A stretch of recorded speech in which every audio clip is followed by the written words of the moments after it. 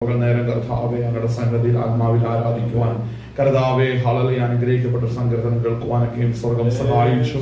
പരിശുദ്ധ പിതാവേ, അങ്ങ് കർത്താവ് ഞങ്ങളുടെ നടുവിൽ ഇടപെടുന്നതിനായി സ്തോത്രം ചെയ്യുന്നു. കർത്താവെ അങ്ങയുടെ പാദപീഠത്തിലേക്ക് വീണ്ടും ഒരിക്കൽ കൂടെ അടുത്ത് വരുന്ന മാറ്റമില്ലാത്ത വചനത്തെ കർത്താവെ ധ്യാനിക്കുവാൻ തക്കവണ്ണം സഹായിക്കണമേ. ബലഹീനനാകുന്ന സമർപ്പിച്ച് പ്രാർത്ഥിക്കുന്നു. കർത്താവിന്റെ കരം ചലിക്കണമേ. നാടുകളിൽ ശക്തമായി നിന്റെ കരത്തിൽ ഉപയോഗിക്കപ്പെടുക. കർത്താവ് സഹായിക്കുന്നതിനായി സ്തോത്രം ചെയ്യുന്നു. കർത്താവെ ദൂരത്തും ചാർത്തുമായി കേട്ടുകൊണ്ടിരിക്കുന്ന എല്ലാ പ്രിയപ്പെട്ടവരോട് പ്രാർത്ഥിക്കുന്നു. കർത്താവെ അവരുടെ വിഷയങ്ങളുടെ നടുവിൽ അപ്പാ നിന്റെ കരം ചലിക്കുമാറാകണമേ. അപ്പാ നിന്റെ മഹത്വമുള്ള കരം ഞങ്ങളുടെ വിഷയത്തിന് നടുവിൽ വ്യാപരിക്കുന്നതിനായി സ്തോത്രം. നിന്റെ പ്രമാണങ്ങളെ ചട്ടങ്ങളെ അറിയുവാൻ സ്വർഗം സഹായിക്കണമേ. അപ്പാ യേശു നിന്റെ ആശ്വാസത്തിന്റെ വചനത്തിന് കർത്താവെ സമീപത്തേക്ക് വരുവാൻ അങ്ങയുടെ കൃപ ഞങ്ങളെ ബലപ്പെടുത്തുമാറാകണം. പ്രാർത്ഥന കേട്ടതിനായി സ്തോത്രം ചെയ്യുന്നു. യേശു ക്രിസ്തുവിന്റെ നാമത്തിൽ തന്നെ ആമേൻ. സ്തോത്രം. ദൈവനാമത്തിന് മഹത്വം ഉണ്ടാകട്ടെ. വളരെ അനുഗ്രഹിക്കപ്പെട്ട ഒരു ദിവസം കൂടെ കർത്താവിന്റെ പാദപീഠത്തിലേക്ക് വരാൻ കർത്താവ് സഹായിച്ചുവല്ലോ.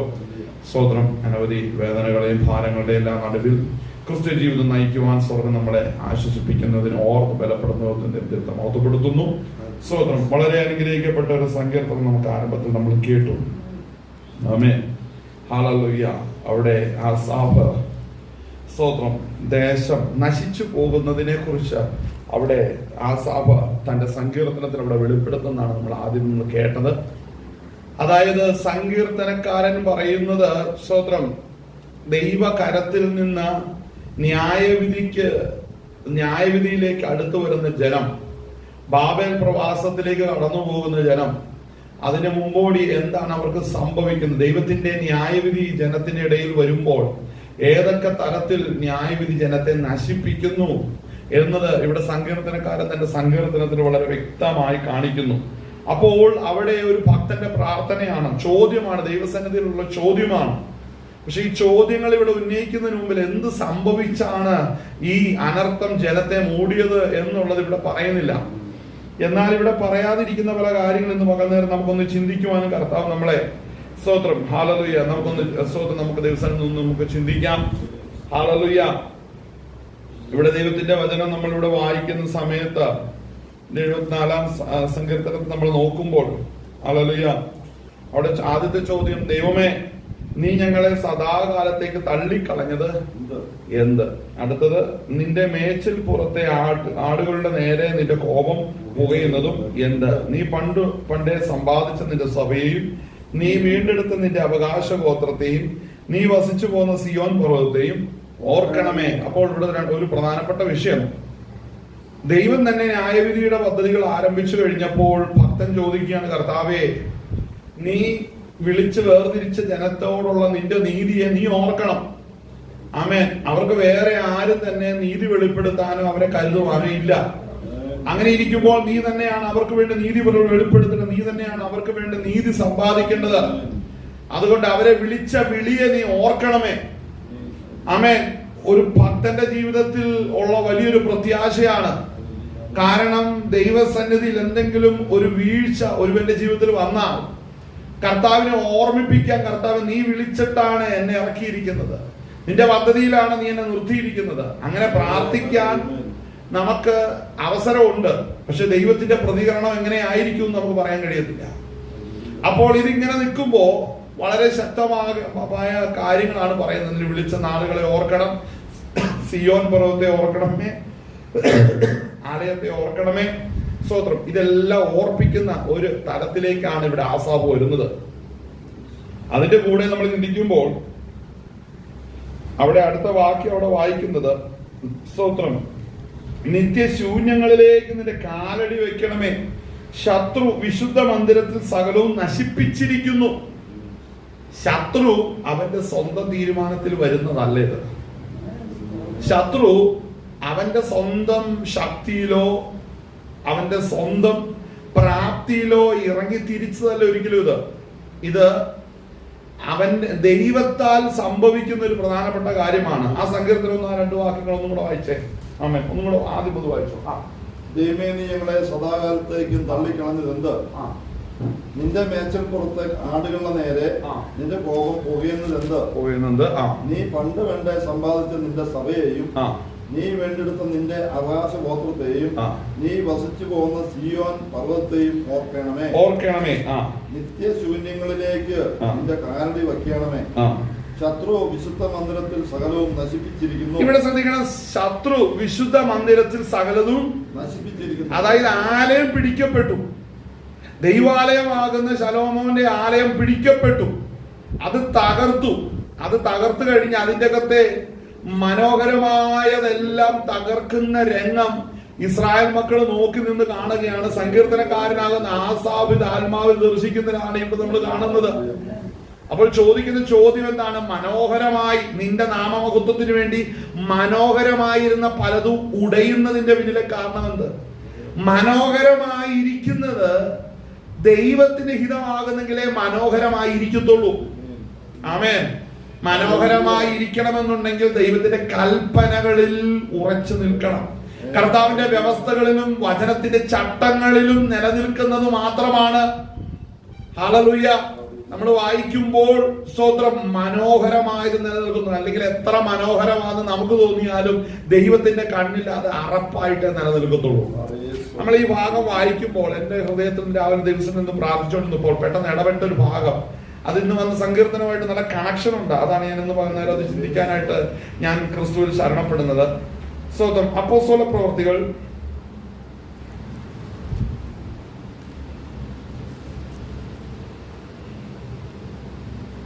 അതിന്റെ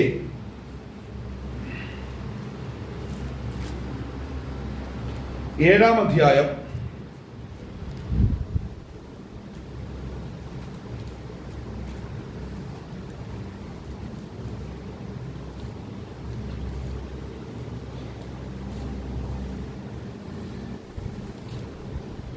അതിന്റെ 38 മുതലുള്ള വാക്യങ്ങളൊന്ന് വായിക്കാം. സ്തോത്രം. അപ്പോസ്തല പ്രവൃത്തി 7-ാം അധ്യായം 38-ാം വാക്യം മുതൽ.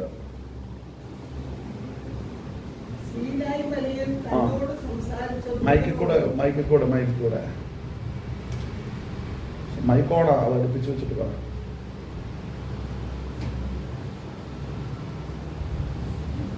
സീനായി മലയിൽ തന്നോട് സംസാരിച്ച ദൂതനോടും നമ്മുടെ പിതാക്കന്മാരോടും കൂടെ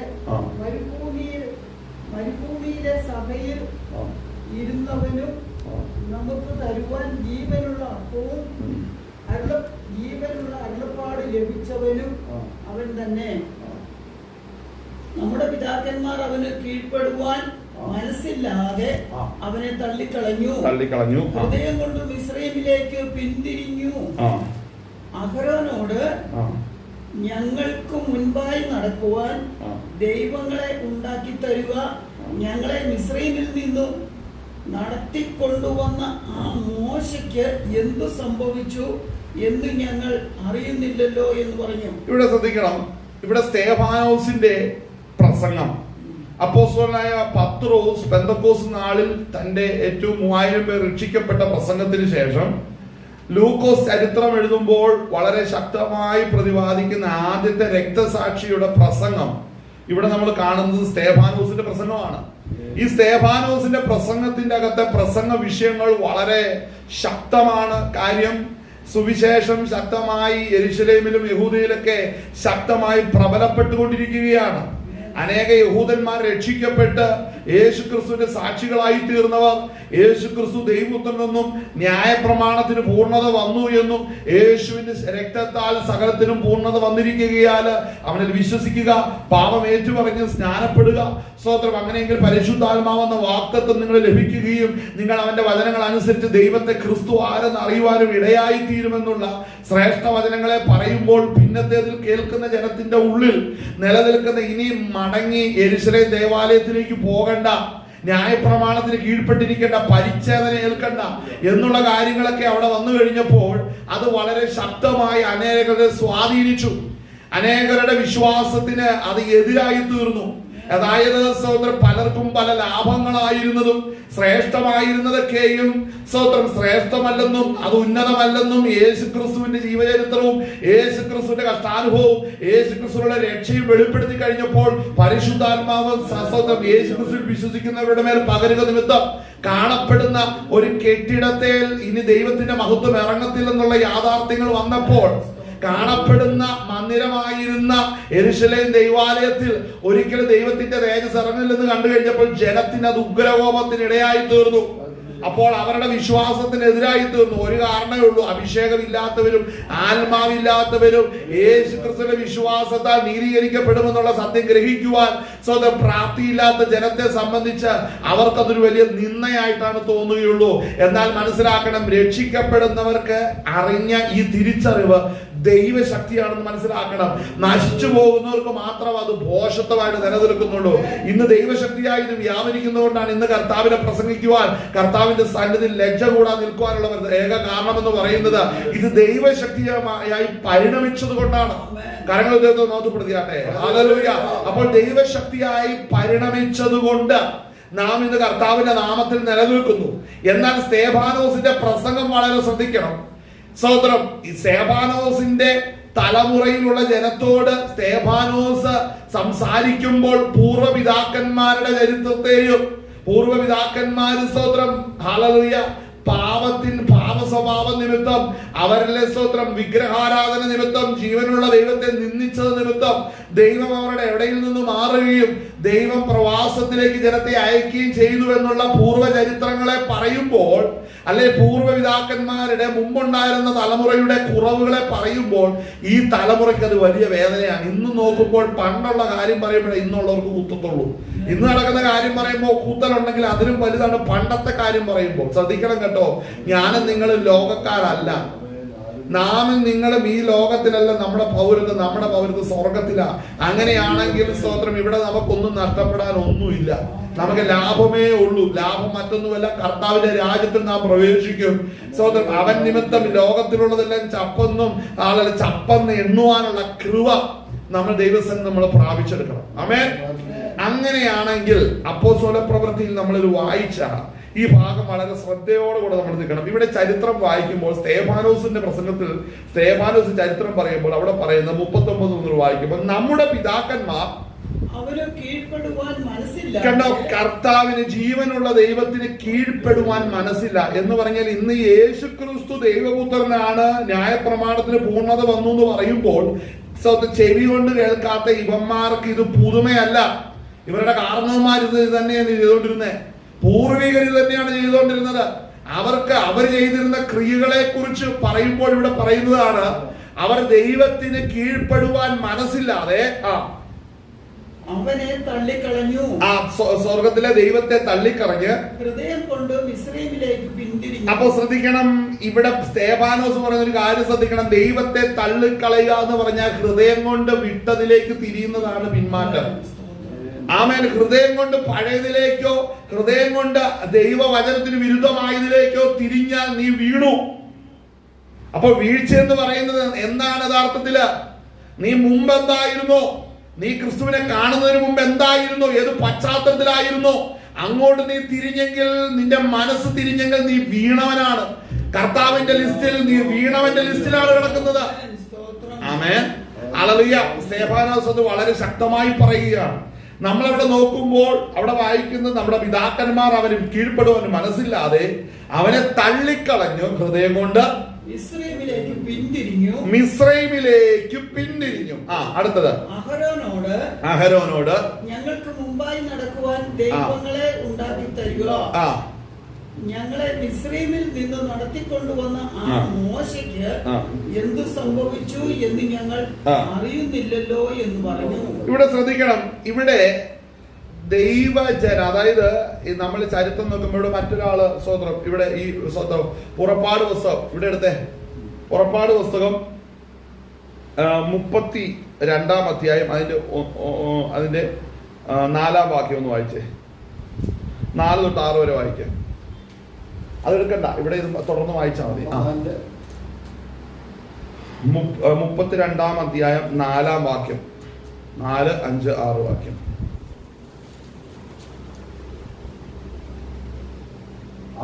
അവനത് അവരുടെ കയ്യിൽ നിന്നും വാങ്ങി ഒരു കൊത്തുകുളി കൊണ്ട് ഭാഷ വരുത്തി ഒരു കാളക്കുട്ടിയെ വാർത്തുണ്ടാക്കി. അപ്പോൾ അവർ, ഇസ്രായേലേ, ഇത് നിന്നെ മിസ്രയീം ദേശത്ത് നിന്നും കൊണ്ടുവന്ന നിന്റെ ദൈവമാകുന്നു എന്ന് പറഞ്ഞു. ആരാ പറഞ്ഞത്? ഒന്നും കൂടെ വായിച്ചത്. അവൻ അത് അവരുടെ കയ്യിൽ നിന്നും വാങ്ങി ഒരു കൊത്തുകുളി കൊണ്ട് ഭാഷ വരുത്തി. ഇപ്പൊ 4-ാം വാക്യമല്ലേ വായിക്കുന്ന? അതെ, 1-ാം വാക്യം വായിച്ചേ. എന്നാൽ മോശ പർവ്വതത്തിൽ നിന്ന് ഇറങ്ങി വരുവാൻ താമസിക്കുന്നു എന്ന് ജനം കണ്ടപ്പോൾ ജനം അഹരോന്റെ അടുക്കൽ വന്നുകൂടി. അവനോട്, നീ എഴുന്നേറ്റ് ഞങ്ങളുടെ മുമ്പിൽ നടക്കേണ്ടതിന് ഒരു ദൈവത്തെ ഉണ്ടാക്കി തരിക. ഞങ്ങളെ മിസ്രയീം ദേശത്തു നിന്നും പുറപ്പെടുവിച്ചു കൊണ്ടുവന്ന പുരുഷനായ ഈ മോശയ്ക്ക് എന്ത് സംഭവിച്ചു എന്ന് ഞങ്ങൾ അറിയുന്നില്ലല്ലോ എന്ന് പറഞ്ഞു. അഹരോൻ അവരോട്, നിങ്ങളുടെ ഭാര്യമാരുടെയും പുത്രിമാരുടെയും കാതിലെ കുണുക്ക് പറിച്ച് എന്റെ അടുക്കൽ കൊണ്ടുവരുവീൻ എന്ന് പറഞ്ഞു. ജനമൊക്കെയും ഞങ്ങൾ തങ്ങളുടെ കാതിൽ നിന്ന് പൊൻകൊടുക്കും പറിച്ച് അഹരോന്റെ അടുക്കൽ കൊണ്ടുവന്നു. അവൻ അത് അവരുടെ കയ്യിൽ നിന്നും വാങ്ങി ഒരു കൊത്തുളി കൊണ്ട് ഭാഷ വരുത്തി ഒരു കാളക്കുട്ടിയെ വാർത്തുണ്ടാക്കി. അപ്പോൾ അവൻ, ഇസ്രായേലേ, ഇത് നിന്നെ മിസ്രയീമിൽ നിന്നും കൊണ്ടുവന്ന നിന്റെ ദൈവമാകുന്നു എന്ന് പറഞ്ഞു. അഹരോൻ അത് കണ്ടാറെ അതിനു മുമ്പാകെ ഒരു യാഗപീഠം പണിതു. നാളെ യഹോവയ്ക്ക് ഒരു ഉത്സവം എന്ന് വിളിച്ചു പറഞ്ഞു. പിറ്റേന്നാൾ അവർ അധികാലത്ത് എഴുന്നേറ്റ് ഹോമയാഗങ്ങൾ കഴിച്ചും സമാധാന യാഗങ്ങളും അർപ്പിച്ചു. ജനം ഭക്ഷിപ്പാനും കുടിപ്പാനും ഇരുന്നു, കളിപ്പാൻ എഴുന്നേറ്റു. ഇവിടെ ശ്രദ്ധിക്കേണ്ട പ്രധാനപ്പെട്ട ഒരു കാര്യം എന്ന് പറഞ്ഞാൽ, ഈ ജനം ദൈവത്തിൽ നിന്ന് പിന്മാറി, ഹൃദയം കൊണ്ട് പിന്മാറി. അവർ ഇവിടെ ചെയ്യുന്ന കാര്യം ചോദിക്കുമ്പോൾ നമ്മുടെ ഉള്ളിലെല്ലാം ചിന്തിക്കുന്ന ഒരു കാര്യം എന്നാന്ന് ചോദിച്ചാൽ, ഇവിടെ ഇപ്പൊ കാളക്കുട്ടി ഉണ്ടാക്കിയ ജീവനുള്ള ദൈവത്തിന് എന്താ കുഴപ്പം? അങ്ങനെ ചിന്തിക്കുന്നവരൊക്കെ സഭയിലുണ്ട്. എന്തുകൊണ്ടാ അതിന് കുഴപ്പം തന്നെ? അതൊരു കാളക്കുട്ടി ഇമേജിൽ അവിടെ ഉണ്ടാക്കിയെന്ന് വെച്ച് തന്നെ പ്രശ്നമിരിക്കുന്നേ, ദൈവത്തെ ഇതൊന്നും ബാധിക്കുന്നില്ലല്ലോ. മനസ്സിലാകുന്നുണ്ടോ? ഈ കാളക്കുട്ടി ഉണ്ടാക്കുന്നവരുടെ ചിന്താഗതികളായത്. അവർക്ക് ഇത് കാളക്കുട്ടി ഉണ്ടാക്കുകയും അനേകരെ വഴിതെറ്റിക്കുകയും ചെയ്യുന്നതിനൊന്നും ഒരു മടിയും ഉണ്ടാകത്തില്ല. ആമേൻ. അപ്പോ എന്താണ് അവിടെ സംഭവിക്കുന്നത്? നമ്മൾ അവിടെ നോക്കുമ്പോ അവിടെ അഹരോനാണ് അവരുടെ കയ്യിൽ നിന്ന് കുണുക്കും ഇതെല്ലാം സ്വർണമെല്ലാം മേടിച്ച് എന്തുണ്ടാക്കുന്നത്? കാളക്കുട്ടി ഉണ്ടാക്കുന്നത്. അപ്പോ കാളക്കുട്ടി ഉണ്ടാക്കുന്ന സമയത്ത് അവിടെ അത് വാർത്തുണ്ടാക്കി. അപ്പോൾ ഇസ്രായേലെ, ഇത് നിന്നെ മിസ്രയീം ദേശത്ത് നിന്ന് കൊണ്ടുവന്ന നിന്റെ ദൈവമാകുന്നു എന്ന് പറഞ്ഞു. ശ്രദ്ധിക്കണം, അത് വളരെ പ്രധാനപ്പെട്ട ഒരു സ്റ്റേറ്റ്മെന്റ് ആണ്. ഈ കാളക്കുട്ടിയാണ് ഇസ്രായേൽ ജനമേ നിങ്ങളെ മിസ്രയീമിൽ നിന്ന് കൊണ്ടുവന്നത്. ഇസ്രായേൽ മക്കൾക്ക് ഇപ്പോൾ അവരുടെ മുമ്പാകെ നടക്കാൻ ഒരു ദൈവത്തെ ആവശ്യമാണ്, ഒരു പോർട്ടബിൾ ഗോഡിനെ ആവശ്യമാണ്, അല്ലെ? കൊണ്ട് നടക്കാൻ പറ്റുന്ന പോലെ ഒരു ഹാൻഡി ആയിട്ടുള്ള ഒരു ദൈവത്തെ ആവശ്യമാണ്. അപ്പോ സ്തേഫാനോസ് ചരിത്രം പറയുമ്പോൾ ഈ ചരിത്രം ആരംഭിക്കുന്നത് കാളക്കുട്ടിയെ ഉണ്ടാക്കി ആരംഭിച്ച ചരിത്രം മുതലാണ് ഇത് കാണുന്നത്. അപ്പോൾ ആ പിതാക്കന്മാരുടെ കാലഘട്ടം മുതൽ ഇങ്ങോട്ടുള്ള നിന്റെ പൂർവ്വ പിതാക്കന്മാർക്കെല്ലാം ഇസ്രായേൽ മക്കളെ ഈ സ്വഭാവം ഉണ്ടായിരുന്നു. നിന്നെ വിളിച്ചു വേർതിരിച്ച ദൈവത്തെ തല്ലിക്കളയുന്ന ഒരു പ്രത്യേക സ്വഭാവം ഉണ്ടായിരുന്നു. ആ പാപ സ്വഭാവത്തിൽ നിന്ന് ഒരിക്കലും വിടുതൽ പ്രാപിച്ചിരുന്നില്ല. എന്നാൽ ശ്രദ്ധിക്കേണ്ട ഒരു പ്രധാനപ്പെട്ട കാര്യം, ഇവിടെ പറയുന്ന സ്റ്റേറ്റ്മെന്റ്, മോശ അവിടെ രേഖപ്പെടുത്തുന്ന പുറപ്പാട് പുസ്തകത്തിൽ വെളിപ്പെടുത്തുന്ന ആ സ്റ്റേറ്റ്മെന്റ്, ഈ കാളക്കുട്ടിയാണ് നിന്നെ മിസ്രയീം ദേശത്ത് നിന്ന് കൊണ്ടുവന്നത്. ആമേൻ. അപ്പോൾ ദൈവം എവിടെ നിൽക്കുകയാണ്? കർത്താവ് എവിടെ നിൽക്കുകയാണ്? കർത്താവ് മോശയോടുകൂടെ പർവ്വതത്തിലുണ്ട്. പക്ഷേ പർവ്വതത്തിൽ ഇരിക്കുന്ന മോശ പർവ്വതത്തിൽ ഇരിക്കുമ്പോൾ തന്നെ ദൈവം എവിടെയുണ്ട്? ഇസ്രായേൽ ജനത്തിന്റെ നടുവിൽ ഇരിക്കുകയാണ്. കാര്യം, ദൈവത്തിന് തന്റെ വാക്ക് നിഷേധിക്കുവാനോ ഉപേക്ഷിക്കുവാനോ സാധിക്കത്തില്ല. അവന്റെ വാക്ക് മാറാത്ത വാക്കാണ്. അവൻ ഇവരെ ഇവിടെ നിന്ന് ഇസ്രായേലിൽ നിന്ന് വിടുവിച്ച് വാഗ്ദത്ത ദേശത്ത് എത്തിക്കുന്നത് വരെയും സ്തോത്രം ദൈവത്തിന് തന്റെ കർമ്മ പരിപാടിയിൽ നിന്ന് അല്പം പോലും ഇളവില്ല. അത് ദൈവത്തിന്റെ സ്വഭാവമാണ്. അപ്പോൾ ദൈവം മൗനമായി ഇരിക്കുന്ന അനുഭവം ഇസ്രായേൽ മക്കൾക്കുണ്ടായി. ശ്രദ്ധിക്കണേ, ദൈവജനം എന്ന് പറയുന്ന ഇസ്രായേൽ മക്കൾക്ക് പ്രാർത്ഥനയിൽ ക്രിസ്തുവിനെ വെളിപ്പെടുന്നില്ല, ആരാധനയിൽ ക്രിസ്തുവിനെ വെളിപ്പെടുന്നില്ല, ദൈവത്തിന്റെ സാന്നിധ്യം അനുഭവമില്ല. അങ്ങനെ ഇരിക്കുന്ന അനുഭവത്തിൽ ജനം പറയുന്ന കാര്യമാണ്, നമുക്ക്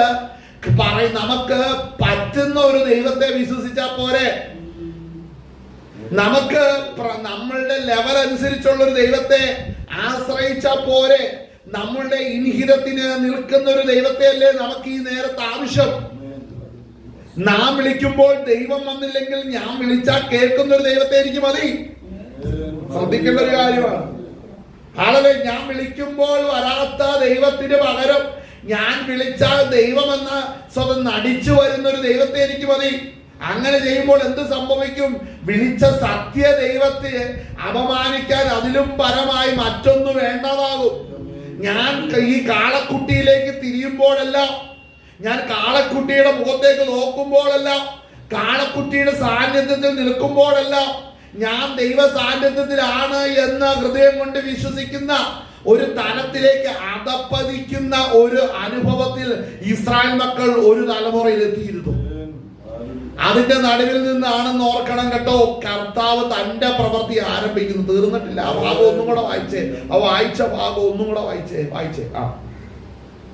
അഹരോനോട് ഞങ്ങൾക്ക് മുമ്പായി നടക്കുവാൻ ദൈവങ്ങളെ ഉണ്ടാക്കി തരിക, ഞങ്ങളെ മിസ്രയീമിൽ നിന്ന് നടത്തിക്കൊണ്ട് വന്ന ആ മോശയ്ക്ക് എന്തു സംഭവിച്ചു എന്ന് ഞങ്ങൾ അറിയുന്നില്ലല്ലോ എന്ന് പറഞ്ഞു.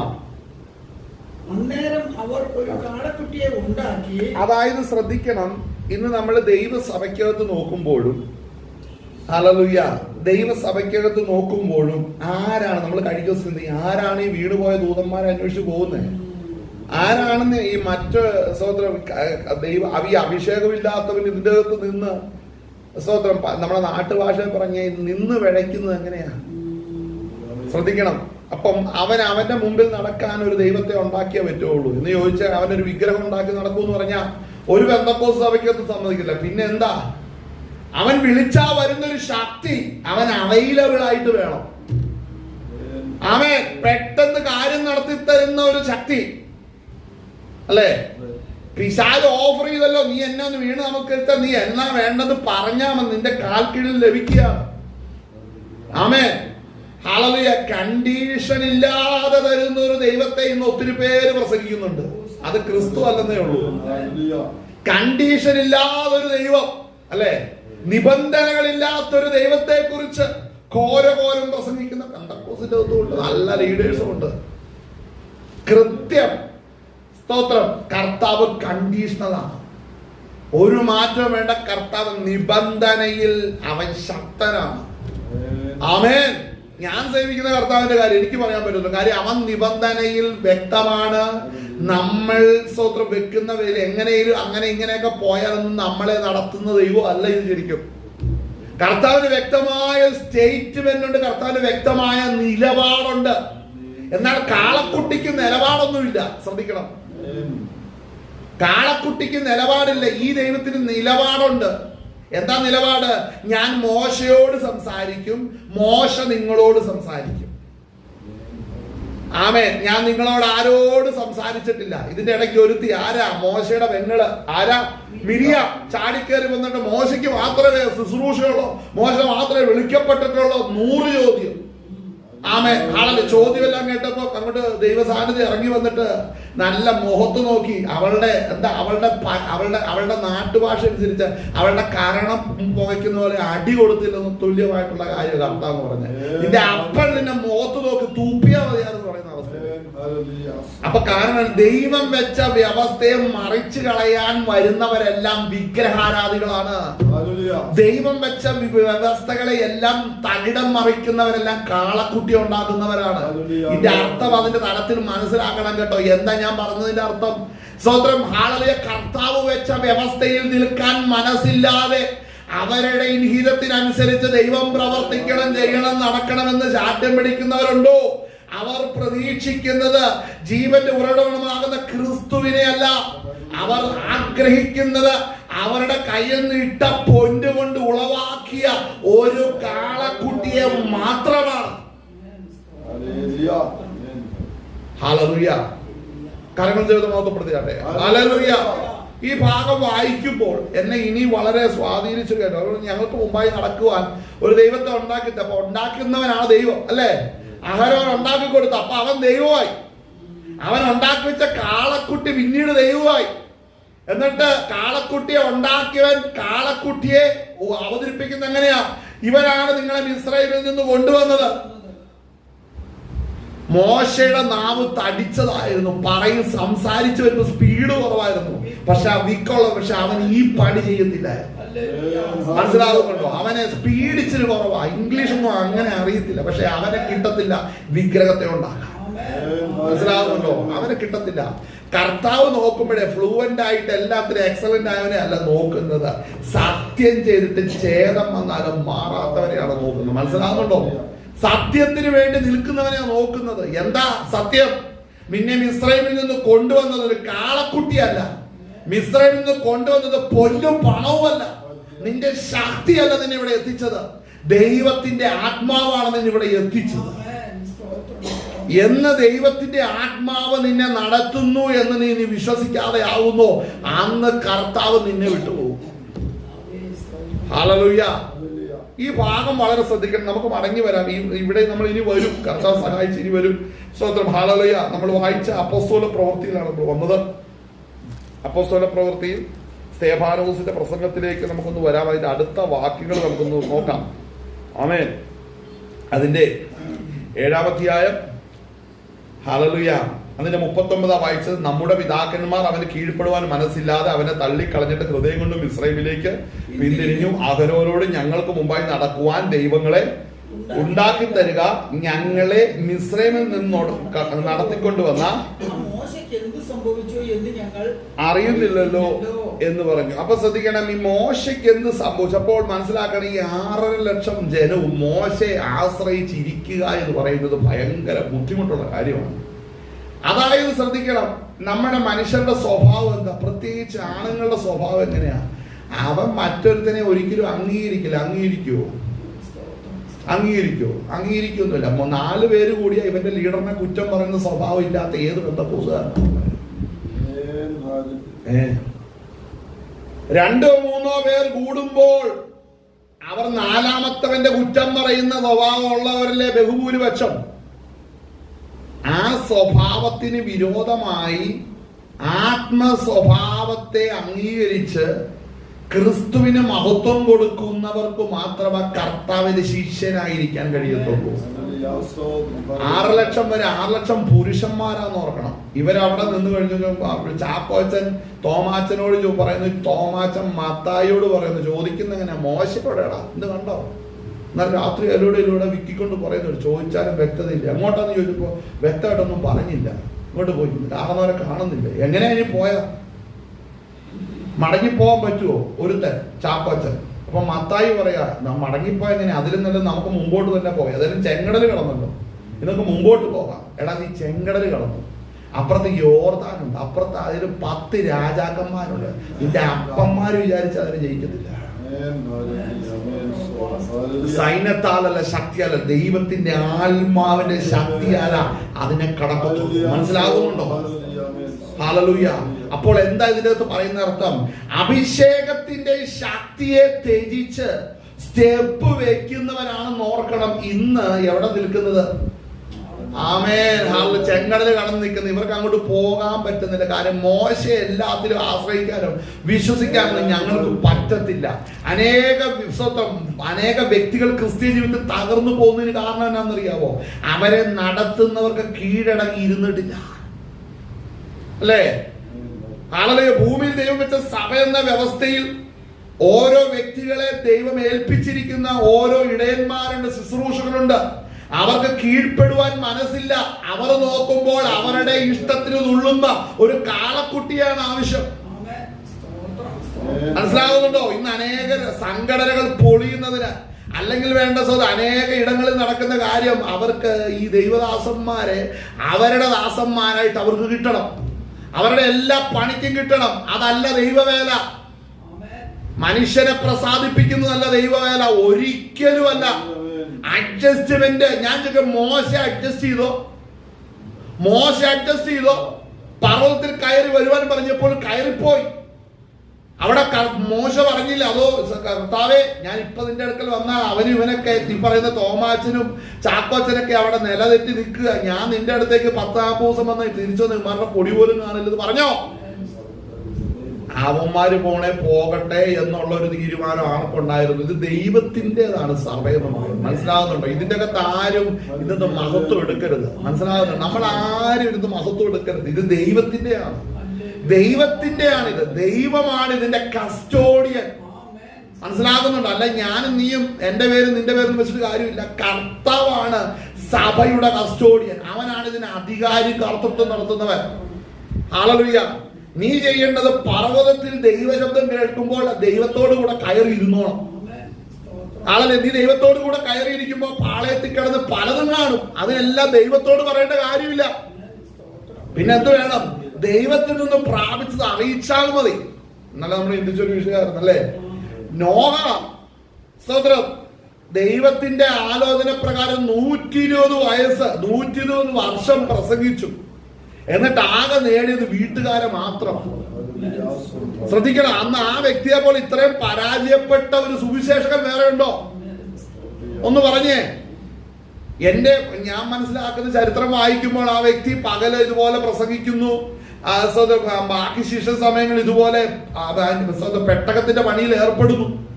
അതായത് എന്താ? പുറത്ത് ജനത്തോട് പ്രസംഗിക്കണം, അത് ശുശ്രൂഷ. പക്ഷെ നീ നിന്റെ കുടുംബത്തിനായിട്ട് ഒരുക്കിയിരിക്കുന്ന രക്ഷയുണ്ട്, അത് പെട്ടകം തീർക്കണം എന്ന് പറഞ്ഞ എന്താ? ഞാൻ എന്റെ രക്ഷ നോക്കുമ്പോൾ തന്നെ എന്റെ രക്ഷ നഷ്ടപ്പെടാതെ ആയിരിക്കണം മറ്റൊരുത്തോട് പ്രസംഗിക്കുന്നത്. മനസ്സിലാകുന്നുണ്ടോ? ഇന്ന് അനേകർ, ഞാൻ ഇന്നലെ പറഞ്ഞതുപോലെ ലോകത്തുള്ള എല്ലാം വലിച്ച് എവിടെ കിടക്കുക ബസ്സെ കയറ്റുകയാണ്. എല്ലാവർക്കും ടിക്കറ്റ് കൊടുക്കും, എന്നിട്ട് കണ്ടക്ടർ വണ്ടിക്ക് ഇറങ്ങി പോകുന്ന പോലത്തെ അവസ്ഥയിൽ ഇന്ന് നിൽക്കുന്നത്.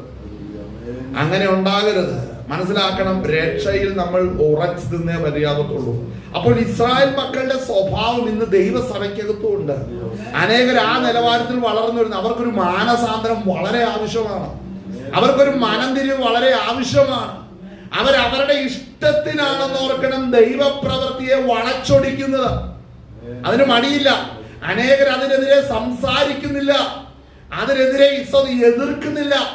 ചിലർ അവരുടെ സ്റ്റാറ്റസ്, പൊസിഷൻ, നെയിം, അവരുടെ ഡിഗ്നിറ്റി, ഡോക്ടറേറ്റ് ഒക്കെ ഇങ്ങനെ എടുത്തു വെച്ചിട്ട് കർത്താവിന് ഗുണപ്പെടാതെ നിന്നോണ്ടിരിക്കും. മകനെ, ശവപ്പെട്ടി കഴിയുമ്പോൾ നീ ഡോക്ടർ അല്ല, ശവപ്പെട്ടി കടന്നു കയറുമ്പോൾ നീ റവറന്റ് അല്ല, ശവപ്പെട്ടി കടന്നു കയറുമ്പോൾ നീ ഓവർസിയറോ പ്രസിഡന്റോ ഒരു വകുപ്പോ അല്ലെന്ന് മനസ്സിലാക്കി. ശവപ്പെട്ടി വരെയേ ഉള്ളൂ. അത് കഴിഞ്ഞ് നീ എന്താണെന്ന് നീ ഇന്ന് തീരുമാനിച്ചു. ആമേൻ. നിന്റെ പേരും പദവിയെല്ലാം സ്വർഗകവാടം കാണുമ്പോൾ അവിടെ വിറച്ച് നീ വീണു പോകുന്നവനായി തീരുവോ? ഇല്ലെന്ന് നീ പറയും. പക്ഷേ അനേക അഹരോന്മാര് കാളക്കുട്ടിയെ വേണമെന്ന് പറയുമ്പോ അങ്ങോട്ട് നിൽക്കും, മോശയെ കാണുമ്പോ ഇങ്ങോട്ട് നിൽക്കും. അല്ലേ? മോശയെ പോലെ 10 പേരെ കണ്ടാ പറയും നമുക്ക് ഇന്ന് പർവ്വതത്തിലെ വെളിപ്പാട് പറയണം. അല്ലെ? പർവ്വതത്തിലെ വെളിപ്പാട് പറയണം. ജനത്തിന്റെ കാര്യം മിണ്ടരുത്. എന്നാൽ അവിടെ ചെയ്യേണ്ടത് പറഞ്ഞാൽ ജനത്തെ കുറിച്ച് ഒന്നും മിണ്ടരുത്. ജനത്തിന്റെ ഡിമാൻഡ് എന്താ? ഞങ്ങൾ പറയുന്നത് പോലെ പോകാൻ ഒരു കാളക്കുട്ടി, ദാറ്റ്സ് ഓൾ. ഞങ്ങൾക്ക് ഈ പ്രമാണം ഒന്നും അനുസരിക്കാറൊന്നും ഞങ്ങൾക്ക് പറ്റുന്നില്ല. മോശ മേടിച്ചാൽ മോശ അനുസരിച്ചോളാം. അങ്ങനെയുള്ളവരൊക്കെ ഉണ്ട്. അങ്ങനെയുള്ളവരൊക്കെ എവിടെയുണ്ട്? സഭയ്ക്കകത്തുണ്ട്. ആമേൻ. മോശ ന്യായപ്രമാണം മേടിച്ചാൽ മോശ അനുസരിച്ചോണം. ഞങ്ങൾക്ക് എന്താ വേണ്ടത്? ഞങ്ങൾക്ക് ചുമന്നുകൊണ്ട് നടക്കാൻ പറ്റുന്ന ഒരു കാളക്കുട്ടി, ദാറ്റ്സ് ഓൾ. ആ കാളക്കുട്ടി ഞങ്ങൾ പറയും, ഞങ്ങളെ ഇസ്രായേലിൽ നിന്ന് കൊണ്ടുവരുന്നു എന്ന് പറയുമ്പോൾ എല്ലാവരും കൈയടിച്ചോണം. കൈയടിക്കാത്ത എല്ലാവരും ഈ ഗ്രൂപ്പിൽ നിന്ന് ഔട്ടാക്കും. മനസ്സിലാകുന്നുണ്ടോ? ഇങ്ങനെയുള്ള ഒത്തിരി പൊളിറ്റിക്സ് ദൈവസഭയ്ക്കകത്ത് നടക്കുന്നുണ്ട്. പൊളിറ്റിക്സ് ആണ് പച്ച. ഞാൻ പറഞ്ഞ ആഹരോൻ സ്തോത്രം ഇസ്രായേൽ മക്കളെ കണ്ടു കഴിഞ്ഞിട്ടുണ്ടെങ്കിൽ ഉടനെ അവിടെ വിഗ്രഹം വാർക്കാനും പൊന്നു കൊണ്ടുവരാനൊക്കെ റെഡിയാവും. മനസ്സിലാവുന്നുണ്ടോ? അപ്പൊ ആ ലെവലിലുള്ള പ്രസംഗമാണ് അവിടെ വരുന്നത്. മനസ്സിലാവുന്നുണ്ടോ? അപ്പോൾ ഇടയ്ക്ക് പറയുന്നത് നമ്മളുടെ ഉയർച്ചയ്ക്കാണ് പറയുന്നത്. നമ്മളെ ദൈവം സ്നേഹിക്കുന്നുണ്ട്, അവൻ കരുണയുള്ള ദൈവമാണ്, തിരിച്ച് നിന്നോട് ഒന്നും ആവശ്യപ്പെടുന്നില്ല. ശരിയല്ലേ? ദൈവം നിന്നോട് എന്തെങ്കിലും ചെയ്യാൻ പറയുക അല്ലെങ്കിൽ നിന്റെ ശുദ്ധീകരണത്തിനായിട്ട് എന്തെങ്കിലും പറയുന്ന ഒരു ദൈവത്തെ ഒരിക്കലും കാളക്കുട്ടിയുടെ ഗ്രൂപ്പ് അംഗീകരിക്കത്തില്ല. കാളക്കുട്ടിയുടെ ഗ്രൂപ്പ് എപ്പോഴും പറയുന്നത് ധൈര്യമായിട്ട് മുമ്പ് പൊക്കോ, നിങ്ങൾ നേടിയിരിക്കും, നിങ്ങൾ പ്രാപിച്ചിരിക്കും. ഇതാണ് കാളക്കുട്ടിയുടെ തിയോളജി. എന്റെ ഭാഷ പറഞ്ഞു മനസ്സിലാക്കുന്നുണ്ടോ? ഹല്ലേലൂയ. എന്നാൽ സ്തോത്രം മോശയ്ക്കോ അത് പറ്റുമോ? പറ്റത്തില്ല. മോശയ്ക്ക് വ്യക്തമായ ഡിമാൻഡ് ഉണ്ട്. കാരണം മോശയെ മനസ്സിലാക്കണം, മോശയുടെ നല്ലൊരു പ്രായം മുഴുവനും എവിടെ പോയി? 40 വയസ്സ് വരെ എവിടെയായിരുന്നു? മിസ്രൈമില് സ്തോത്രം കൊട്ടാരത്തിലായിരുന്നു. പിന്നീടുള്ള 40 വയസ്സ് അങ്ങ് മരുഭൂമിയിലായിരുന്നു. ഇത്രോവിന്റെ ആടുകളെയൊക്കെ നോക്കി അവിടെ കിടന്ന മനുഷ്യനാ. ആ മനുഷ്യനെ തിരിച്ച് ഈ ദൈവം തന്റെ 80ാമത്തെ വയസ്സിൽ കൊണ്ടുവരുമ്പോൾ ചിന്തിക്കണം, 80 വയസ്സുകൊണ്ട് മോശയ്ക്ക് മനസ്സിലായ ഒരു കാര്യമുണ്ട്, ഈ ദൈവത്തിന് എന്തോ ചെയ്യാനുണ്ട്. അതുകൊണ്ട് അവന്റെ മേഘത്തിന് കീഴിൽ അനങ്ങാതെ അങ്ങ് നടന്നാൽ മതി. അവർ ദൈവത്തെ വിട്ടിട്ടുള്ള ഒരു കളി ആർക്കില്ല, മോശയ്ക്കില്ല. പക്ഷേ ഈ മിസ്രൈമിൽ നിന്ന് ഇറങ്ങിയ ഈ 6 ലക്ഷം വരുന്ന ജനത്തിനുണ്ടല്ലോ, ഇതൊന്നും അല്ല വിഷയം ഇരിക്കുന്നത്. അവർക്ക് തൽക്കാലം വിശപ്പ് പോകണം, നല്ല ഉറക്കം കിട്ടണം, വിസ കിട്ടണം, മക്കളുടെ പഠനം നടക്കണം, സാമ്പത്തികമായ ലാഭം ഉണ്ടാക്കണം, ഇതൊക്കെ ഉള്ളൂ. വേറൊന്നും അവർക്കില്ല. കാരണം അവനെ മോശോട് പോകാൻ പറ. ഇവന്റെ മക്കളില്ല ദൈവവേലക്ക്. ശ്രദ്ധിക്കണം, ഇവന്റെ മക്കൾ ഒരിക്കലും ഈ കാളക്കുട്ടി ഉണ്ടാക്കുന്നവരുടെ മക്കൾ ഒരിക്കലും പെട്ടകം പിടിക്കാൻ കാണില്ല. അതെന്താ കാര്യം? കാര്യം ഈ ദൈവത്തെ വാസ്തവമായി സേവിച്ച ഒരു കാര്യം ഇവന്റെ വീട്ടിൽ കേൾക്കാനില്ല. എന്റെ ഭാഷ പറഞ്ഞ കുഞ്ഞാപ്പനും കുഞ്ഞാമ്മയും കൂടെ വീട്ടിൽ ഇരുന്നോണ്ട് മോശയെ കുറിച്ച് തേറി, യാഗപീഠത്തെ കുറിച്ച് തേറി, സമാഗമന കൂടാരത്തെ കുറിച്ച് തേറി, പെട്ടകത്തെ കുറിച്ച് തേറി. ലേവ്യ പുരോഹിതന്മാരല്ല കള്ളന്മാരാ. അതല്ലേ പലയിടത്തും ഉണ്ടാകുന്ന വിഷയം. ലേവ്യ പുരോഹിതന്മാരെല്ലാ കള്ളന്മാരും ഒരുത്തരും. അതുകൊണ്ട് എന്റെ മകനെയും കൊള്ളത്തില്ല. അവൻ MDMA അടിച്ച് കിടക്കും, അങ്ങ് ജയിലിൽ കൂടെ അവിടെ കയറി. എന്നിട്ട് കുറെ വർഷങ്ങൾ കഴിഞ്ഞ് പറയുന്നു, ബന്ധം വേർപിരിഞ്ഞു, പ്രാർത്ഥിക്കണേ ദൈവദാസനെ. നീ പറഞ്ഞ തെറിയെല്ലാം സാക്ഷ്യമായി പുറകെ കിടക്കുകയാണ്. എന്താ സംഭവിച്ചേ? ദൈവത്തിന്റെ വ്യവസ്ഥ വിട്ടു പോയാൽ ദൈവം വെറുതെ വിടത്തില്ല. കർത്താവ് വെറുതെ വിടത്തില്ല. കർത്താവ് ഇടപെടുക തന്നെ ചെയ്യും. ഇത് സ്തേഫാനോസിനെ അറിയാവുന്നതുകൊണ്ടാ ഇത് ഇവന്മാരോട് ഭയങ്കര ഡീസന്റ് ആയിട്ടൊന്നും ഈ വിഷയത്തിൽ സംസാരിക്കില്ല.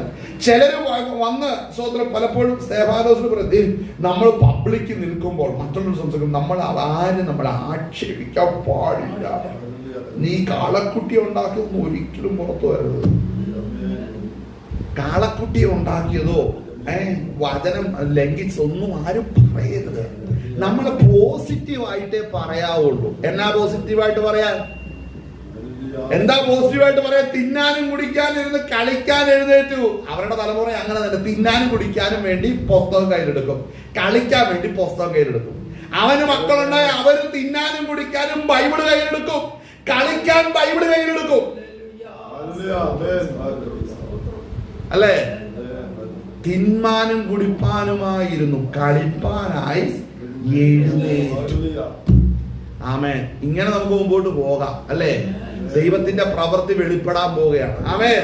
ഞാൻ മനസ്സിലാക്കുന്ന നോഹയുടെ വീട്ടില് 120 വയസ്സും സുവിശേഷ വേല ചെയ്ത 120 വർഷം സുവിശേഷ വേല ചെയ്ത നോഹയുടെ വീട്ടിൽ രാത്രി കഞ്ഞി കുടിക്കാനിരിക്കുമ്പോ, എന്റെ ഭാഷ പറഞ്ഞ കഞ്ഞി കുടിക്കാനിരിക്കുമ്പോ നോഹ പറയും, ഞാനിന്ന് പ്രസംഗിച്ചുകൊണ്ടിരുന്നപ്പോൾ നമ്മുടെ സഭയെ വന്നുകൊണ്ടിരുന്ന ജോണിക്കുട്ടിയില്ലേ, ഉണ്ടച്ചാ, എന്നാ പറ്റി?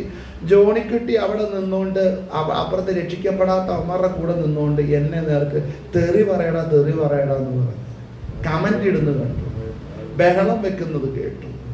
വേറൊരുത്തനെ പറഞ്ഞു വിട്ടിട്ട് പറയും, നിന്നെ തട്ടിക്കളയും എന്നൊക്കെ പറഞ്ഞു. ആരാ? അടുത്ത ദിവസം സ്വതന്ത്രം മറ്റൊരുത്തൻ വന്നിട്ട് നോഹയോട് പറഞ്ഞതേ പണിയൊക്കെ പൂർത്തീകരിച്ചോണ്ടിരിക്കുക, കൃത്യസമയം വാടക തന്നില്ലെങ്കിലുണ്ടല്ലോ ഇവിടെ നിന്ന് ഇറങ്ങിക്കണം. കണ്ടോ? അപ്പൊ ഇതൊക്കെ എവിടെയുണ്ട്? ഇതെല്ലാം കേട്ടുകൊണ്ടാണ് പെട്ടകം പണിയുന്നത്. ഇതെല്ലാം അനുഭവിച്ചുകൊണ്ടാണ് പെട്ടകം പണിയുന്നത്. ഹല്ലേലൂയ, ഹല്ലേലൂയ, സ്തോത്രം. ആകാശത്തിന്റെ കിളിവാതിലുകൾ തുറക്കും, ആഴിയുടെ ഉറവുകൾ തുറക്കുന്ന ഒരു ദിവസമുണ്ട്. അന്നാണ് കാര്യങ്ങൾക്ക് സമാപ്തി വരുത്തുന്നത്. നിന്റെ കൈകൾ ബലപ്പെട്ടിരിക്കുമോന്ന് നോക്കിക്കാണും. ഹല്ലേലൂയ. അപ്പോൾ ഈ മക്കൾ ഒരു കാര്യം ചിന്തിച്ച് എന്നാന്നറിയാമോ? എനിക്ക് മനസ്സിലാകുന്ന കാര്യം എന്നാന്നറിയാമോ? അവർ എന്നാ വന്നാലും ശരി, പട്ടിണിയാണേലും ശരി, ഗതികേടാണേലും ശരി, ഈ പുസ്തകം ചുമക്കാമെന്ന് തീരുമാനിച്ചു. ആ തലമുറയാണ് പെട്ടകത്തിന്റെ അകത്തിരിക്കുന്ന ശേഭാം യാഫത്ത്. എന്റെ ഭാഷ പറയുക, അവരങ്ങനെ കടന്നു വന്നെങ്കിൽ എനിക്കൊരു കാര്യം മനസ്സിലാക്കുക. അവര് 3 മക്കളുണ്ടായിരുന്നു. അവരാരും അപ്പനെ തള്ളി പറഞ്ഞില്ലല്ലോ. കാരണം എന്നാ? ആ പ്രസംഗിക്കുന്ന ദൈവത്തിൽ ഒരു വിശ്വാസം ഉണ്ടായിരുന്നു. നിന്റെ മക്കള് വഴിതെറ്റുന്നതിന് കാരണം എന്നാന്ന്? അപ്പുറ കിടക്കുന്നതിന് ഇപ്പുറ കിടക്കുന്നതിന് സഭയിൽ വരുന്ന സെക്രട്ടറി ഒന്നുമല്ല, നീയാ കാരണം. നീ നാശമായിരിക്കുന്നതുകൊണ്ടാണ് നിന്റെ തലമുറയിൽ നാശമായിരിക്കുന്നത്. നീ നേരെ ദൈവത്തെ സേവിച്ചാൽ നിന്റെ മക്കള് ദൈവത്തെ സേവിച്ചിരിക്കും. ഇന്നലെ ഞാൻ വളരെയേറെ എന്തായാലും ആ ഡേവിഡ് പാസ്റ്ററെ കണ്ടവർക്ക് വളരെ സന്തോഷമായി. ഇത്രയും വർഷം, ദീർഘവർഷം ശരീരത്തിൽ ശക്തമായ രോഗത്തിന്റെ പ്രതിസന്ധി നിന്നിട്ടും ആ ദൈവദാസൻ ശക്തമായി കർത്താവിന് വേണ്ടി നിൽക്കുന്നതിനെ കാണുമ്പോൾ, ആ വ്യക്തിയെ കാണുമ്പോൾ തന്നെ നമുക്കൊരു പ്രത്യാശ വരികയാണ്. എന്നാ വേറെ ചില വിദ്വാന്മാരെ കണ്ടാലുണ്ടല്ലോ, ഹല്ലേലൂയ, വെള്ളയടിച്ച കുഴിമാടമെന്നോ അല്ലെങ്കിൽ സാത്താന്റെ സിംഹാസനമെന്നോ അല്ലെ കള്ളന്മാരുടെ ഗുഹയെന്നൊക്കെ അവനെയൊക്കെ വിളിക്കാൻ കൊള്ളാം. അങ്ങനെയുള്ള വേറെ കുറെ പേരുണ്ട് ദൈവവേലയിൽ. എന്നാൽ ഇതിന്റെ നടുവില് ഒന്നും സമ്പാദിക്കാതെ അക്കരെ നാട് പ്രത്യാശിച്ചിരിക്കുന്ന ഒത്തിരി പേരുണ്ട്, ഒത്തിരി പേരുണ്ട്. ഹല്ലേലൂയ, സ്തോത്രം, ഹല്ലേലൂയ. അതുകൊണ്ട് എന്നാ കാളക്കുട്ടിയെ ഉണ്ടാക്കിയവന്മാരുടെ ഒറ്റ മക്കള് പെട്ടകം പിടിക്കാനില്ല, നടക്കത്തില്ല. അവര് പറഞ്ഞു കൊടുക്കും, എടാ ഇതൊക്കെ വലിയ തലവേദന. നീ മോശയെ കണ്ടോ? കണ്ടു. എന്നാ കുഴപ്പം? മോശയ്ക്ക് എപ്പോഴെങ്കിലും സ്വസ്ഥത നീ കണ്ടിട്ടുണ്ടോ? ഇല്ല. അവന്റെ കുടുംബത്തിൽ സ്വസ്ഥതയുണ്ടോ? ഇല്ല. അവൻ എന്തെങ്കിലും നല്ലത് തിന്നുകയും കുടിക്കുകയും ചെയ്യുന്ന കണ്ടിട്ടുണ്ടോ? ഇല്ല. നീ നോക്കിയിട്ടിരുന്നപ്പോ എപ്പോഴെങ്കിലും കാണപ്പെട്ടത് നീ കണ്ടിട്ടുണ്ടോ? ഇല്ല. എപ്പോഴെങ്കിലും മേത്തരമായ വെള്ളം കുടിക്കുന്നത് കണ്ടിട്ടുണ്ടോ? ഇല്ല. നല്ല വസ്ത്രം കൊടുക്കുന്ന നീ കണ്ടിട്ടുണ്ടോ? ഇല്ല. എടാ ആ ജീവിതം നയിക്കാനാണോടാ ഈ പുസ്തകം എടുക്കുന്നേ? നീ സ്വർഗത്തിൽ പോകാനിരിക്കുകയാണ്. അതാണ് ഏറ്റവും വലിയ കോമഡി. നീ സ്വർഗത്തിൽ പോ, ഈ ഉപദേശിക്കുന്നവൻ ചത്തു കഴിയുമ്പോ സ്വർഗത്തിൽ പോകാനിരിക്കുകയാണ്. സ്വർഗത്തിൽ പോകൂല മക്കളെ. ഇവരെത്തിയില്ലെങ്കിൽ നീയും എത്തത്തില്ല. നമുക്ക് ഈ ഭാഗത്തേക്ക് നമുക്ക് മടങ്ങി വരണം. സ്തോത്രം. നമ്മളവിടെ വായിക്കുമ്പോൾ സ്തോത്രം, ഹല്ലേലൂയ, നമുക്ക് തുടർന്ന് അടുത്ത 2 വാക്യം നമുക്ക് വായിക്കുമ്പോൾ സ്തോത്രം, അതിന്റെ 40-ാം വാക്യം നമുക്കൊന്ന് വായിച്ചേ. അപ്പോസ്തല പ്രവൃത്തി 7-ാം അധ്യായം 40. ഞങ്ങൾക്ക് മുൻപായി നടക്കുവാൻ ദൈവങ്ങളെ ഉണ്ടാക്കി തരുക, ഞങ്ങളെ മിസ്രൈമിൽ നിന്ന് നടത്തിക്കൊണ്ടുവന്ന ആ മോശയ്ക്ക് എന്ത് സംഭവിച്ചു എന്ന് ഞങ്ങൾ അറിയുന്നില്ലല്ലോ എന്ന് പറഞ്ഞു. അറിയുന്നില്ലല്ലോ എന്ന് പറഞ്ഞു. അടുത്ത വാക്യം. അന്നേരം അവർ ഒരു കാളക്കുട്ടിയെ ഉണ്ടാക്കി. അതായത് മനസ്സിലാക്കണം, മറ്റൊരു വിശ്വാസത്തിലേക്ക് തിരിയാൻ ദിവസങ്ങളും ആഴ്ചകളും വർഷങ്ങളൊന്നുമില്ല. ആ ദിവസം, ആ മിനിറ്റിൽ തന്നെ, സെക്കൻഡ് കൊണ്ട് തീരുമാനിക്കും. ലോകത്തിൽ അല്പനേരം പോലും ചിന്തിച്ച് കുഴയാൻ റെഡിയല്ലാത്തൊരു കാര്യം മനുഷ്യനുണ്ടെങ്കിൽ അത് ആത്മീയ കാര്യം മാത്രമേ ഉള്ളൂ. എടുത്തിയാടും, അല്ലെ? എടുത്തിയാടെന്ന് പറഞ്ഞാൽ എന്താ പറയുന്ന, ആവേശം കൊണ്ടിട്ടൊന്നുമല്ല, കാര്യം നടക്കാൻ ഏത് ദൈവമായതിലും മതി. പെന്തക്കോസിൽ നിൽക്കും, കാണപ്പെടുന്ന സഭയിൽ വലിയ പ്രസംഗം, ആരാധന, പാട്ട്, മക്കളെ കെട്ടിക്കാൻ കത്തോലിക്ക സഭയിലും പോകും. ആമേൻ. മകളെ കെട്ടിക്കാൻ 3 പെൺമക്കളുണ്ടെങ്കിൽ മൂത്തേനെ കെട്ടിക്കാൻ കത്തോലിക്ക സഭയിൽ പോയി നിൽക്കും. അവിടെ ചെന്നിട്ട് പെന്തക്കോസുകാരുടെ കുറ്റം പറഞ്ഞ് സ്വതന്ത്രം അവിടെ ബന്ധം ചെയ്യും. തിരിച്ചു വന്ന് കത്തോലിക്കരുടെ കുറ്റം പറഞ്ഞ് ഇവിടെ സഭകളിൽ ആരാധിക്കുകയും ചെയ്യും. ഇതെല്ലാം കണ്ടുകൊണ്ട് സ്വതന്ത്രം പറഞ്ഞുകൊണ്ടിരിക്കുന്ന അഹരോനും മോശയും. ആമേൻ. സ്വതന്ത്രം മോശയാണ് പറയാം, അവനെ എപ്പോഴാ ഇറക്കിക്കൊള്ളാൻ പറയാം. അപ്പൊ പറയാം അത് അസിസ്റ്റന്റ് പാസ്റ്ററോടാണ് വേണ്ടത്, ലോക്കൽ ചർച്ച് പാസ്റ്ററോട് വരണം. അതാര്? അഹരോന. അഹരോൻ ആ പ്രശ്നമൊന്നും ഇല്ലെന്നേ. അഹരോനാണ് ആ പ്രത്യേക സാഹചര്യത്തില് ഇൻസ്റ്റന്റ് ആയിട്ട് ജനത്തിന്റെ വിഷമം അറിഞ്ഞ് ഉടനെ ആ കാളക്കുട്ടി ഉണ്ടാക്കി കൊടുക്കുക. അവനാണ് ദൈവവേലക്കാരൻ. അങ്ങനെ നിമിഷം പ്രതി കാളക്കുട്ടിയെ ഉണ്ടാക്കി കൊടുക്കുന്ന ഒത്തിരി പേരുണ്ട് ഇന്ന് വിശ്വാസമുള്ള. ജനത്തിന്റെ ആവശ്യം അനുസരിച്ച് വേണം പ്രസംഗിക്കാൻ. ആമേൻ. കാളക്കുട്ടി ഉണ്ടാക്കി കൊടുക്കുന്നവനും ജനത്തിന്റെ ആവശ്യം അനുസരിച്ച് ചെയ്തേ. ആമേൻ. സ്തോത്രം. മനസ്സിലാക്കണേ, അവൻ വഴിതെറ്റി, അവൻ അനേകരെ വഴിതെറ്റിക്കും. മനസ്സിലാക്കണം, അഹരോൻ പിന്നെയും എങ്ങനെയെങ്കിലും ജീവിച്ചിരിപ്പുണ്ട്. ഇവന്റെ വാക്ക് കയറി ചാടി ഒരൊറ്റ കുടുംബം പിന്നീടില്ല. ശ്രദ്ധിക്കണം കേട്ടോ, ശ്രദ്ധിക്കണം. ഈ തെറ്റ് പഠിപ്പിക്കുന്നവൻ വീണ്ടും ഇരിക്കും. തെറ്റിപ്പോകുന്നവന്റെ കുടുംബമാണ് വഴിയാതവരായിക്കൊണ്ടിരിക്കുന്നത്. അത് പലപ്പോഴും ആരും ചിന്തിക്കില്ലേ, എന്താ കാര്യം? അഹരോൻ അവിടെ ഉടനെ സ്തോത്രം പൊന്നുകൊണ്ട് കാളക്കുട്ടി ഉണ്ടാക്കി കൊടുത്തു. കാളക്കുട്ടിയെ ആരാധിച്ചവരെല്ലാം അവിടെ ദൈവത്തിന്റെ കോപം ഇറങ്ങി. സ്തോത്രം. ലേവ്യ പുരോഹിതന്മാർ വാൾ അരയ്ക്ക് കെട്ടി അവരെ വെട്ടി എല്ലാത്തിനും അങ്ങ് തീർത്ത് ഒറ്റ ദിവസം കൊണ്ട് 3000 പേരെ അങ്ങ് സംഹരിച്ചു കളഞ്ഞു. ആമേൻ. വീണ്ടും ഈ പണി കാണിച്ച അഹരോൻ അടുത്തതും നിപ്പുണ്ട്. ശ്രദ്ധിക്കണം കേട്ടോ, ചിലരോട് കൃപ കാണിച്ചെന്ന് വെച്ച് അത് ദൈവത്തിന്റെ ബലഹീനതയല്ല. നിനക്കൊരവസരം തരിക, എന്നാൽ ഇതുവരെ കണ്ണു തുറക്കാത്ത 3000 പേര് നശിച്ചു പോവുകയും ചെയ്യും. ഹല്ലേലൂയ. അതുകൊണ്ട് നമ്മൾ ആരെ അനുഗമിക്കുന്നു എന്ന് വളരെ ശ്രദ്ധിച്ചോണം. നമ്മൾ ആരുടെ പ്രസംഗത്തെയാണ് കേൾക്കുന്നത്, എന്താണ് നമ്മൾ സ്വന്തം ഫോളോ ചെയ്യുന്നത്, അത് വളരെ ശ്രദ്ധിച്ചോണം. ഹല്ലേലൂയ. ഇവിടെ ഇസ്രായേൽ മക്കൾക്ക് സംഭവിച്ചതിനെ കുറിച്ച് സ്തേഫാനോസ് പറയുന്ന വളരെ പ്രധാനപ്പെട്ട ഭാഗമാണ് നമ്മളിപ്പോ വായിച്ചേ. അവിടെ വായിക്കുന്ന, അന്നേരം ഒരു കാളക്കുട്ടി ഉണ്ടാക്കി ആ ബിംബത്തിന് ബലി കഴിച്ചു, തങ്ങളുടെ കൈപ്പണിയിൽ ഉല്ലസിച്ചു കൊണ്ടിരുന്നു. അടുത്തത്, ഇവിടെ വരുമ്പോഴേ നമ്മുടെ നാട്ടിലുള്ള അല്ല വേണ്ട, നമ്മൾ സ്വത്രം ചില പാസ്റ്റർമാരുടെ പ്രസംഗം എങ്ങനെയാണ്, അങ്ങനെയൊന്നും കർത്താവ് നിന്നെ വിട്ടിട്ട് പോകത്തില്ല കേട്ടോ. ഒരു തെറ്റ് ചെയ്യുന്ന വെച്ചാലൊന്നും കുഴപ്പമില്ലെന്നേ. ഏത് തെറ്റും ക്ഷമിക്കും അല്ലെ. കർത്താവിന് ഏറ്റവും ഇഷ്ടപ്പെടാത്തൊരു പ്രധാനപ്പെട്ട തെറ്റാന്ന് ചോദിച്ചു കഴിഞ്ഞിട്ടുണ്ടെങ്കിൽ കപടഭക്തിയാ. വിഗ്രഹം ഉണ്ടാക്കിയിട്ട് കർത്താവ് വൈബ്രേഷൻ ഇട്ട് സ്തോത്രം ചെയ്യും. അപ്പൊ എന്താ കാര്യം? ഈ പറയുന്നതിന്റെ അർത്ഥം മനസ്സിലാക്കണം.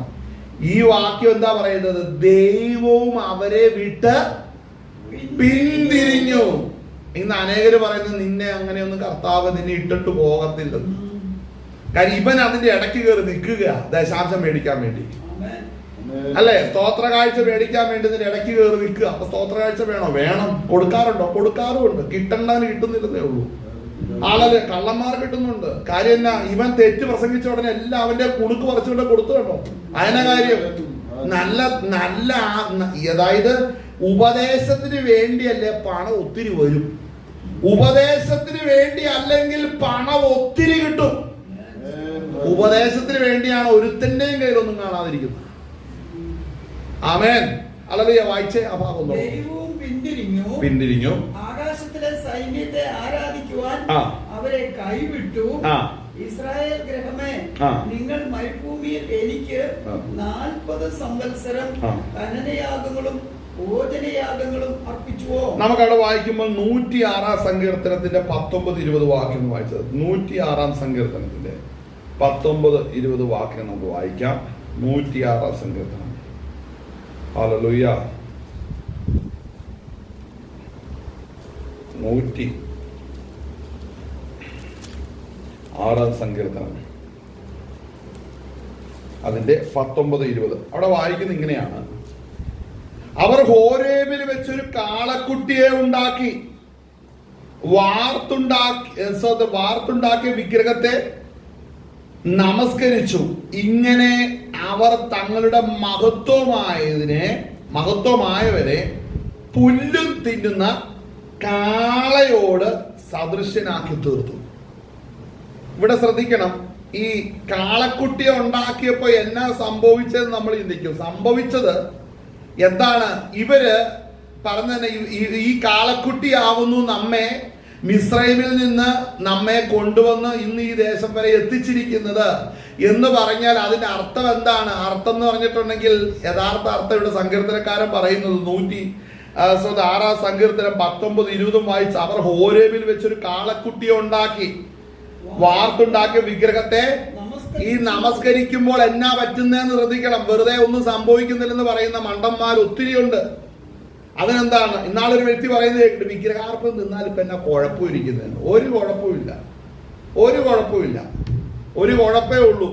സ്വതം നീ മലിനപ്പെടൂ എന്നുള്ളത് മാത്രമേ ഉള്ളൂ. അതെങ്ങനെ? അത് ഭക്ഷണം വായിക്കൂടെ പോയിട്ട് സ്വത്രം ഹാലലിയ എന്താ പറയുന്നത്, മലത്തൂടെ പുറത്തു പോവല്ലേ, വേറെ പ്രത്യേകത ഒന്നും വരുന്നില്ലല്ലോ, ഒന്നും വരുന്നില്ല, ശരി തന്നെയാണ്. പക്ഷേ ഈ കാര്യം ശ്രദ്ധിക്കണം, ഈ വചനം ശ്രദ്ധിക്കണം. ഇവിടെ എന്താ പറയുന്നത്? അവിടെ വായിക്കുന്നത് അവർ ഹോരേബിൽ വെച്ചൊരു കാളക്കുട്ടിയെ ഉണ്ടാക്കി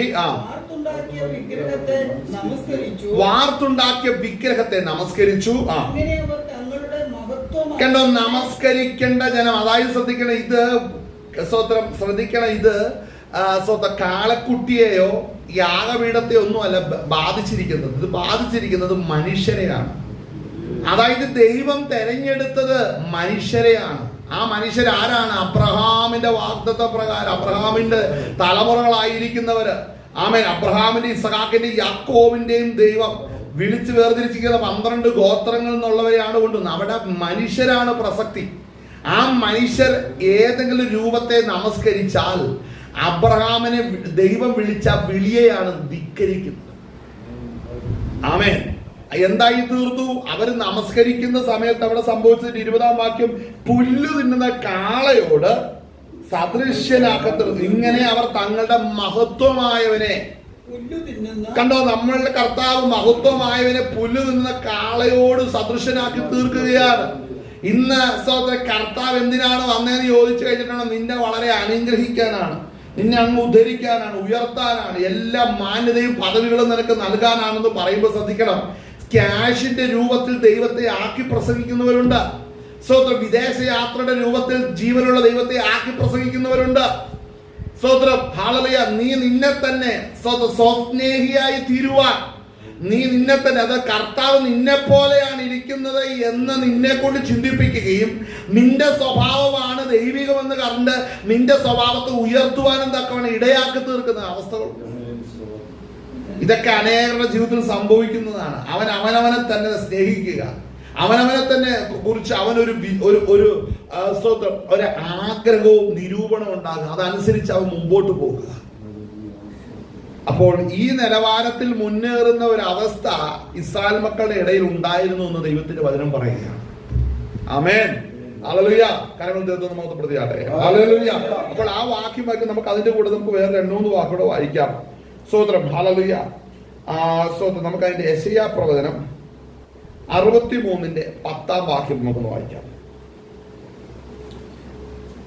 അതായത് 43-ാം വാക്യം വായിക്കുന്നത്, നിങ്ങൾ നമസ്കരിക്കുവാൻ ഉണ്ടാക്കിയ സ്വരൂപങ്ങളായ മൊലോക്കിന്റെ കൂടാരവും രേഫാൻ ദേവന്റെ നക്ഷത്രവും നിങ്ങൾ എടുത്ത് നടന്നുവല്ലോ. എന്നാൽ ഞാൻ നിങ്ങളെ ബാബിലോനപ്പുറം പ്രവസിപ്പിക്കും എന്ന് പ്രവാചകന്മാരുടെ പുസ്തകത്തിൽ എഴുതിയിരിക്കുന്നുവല്ലോ.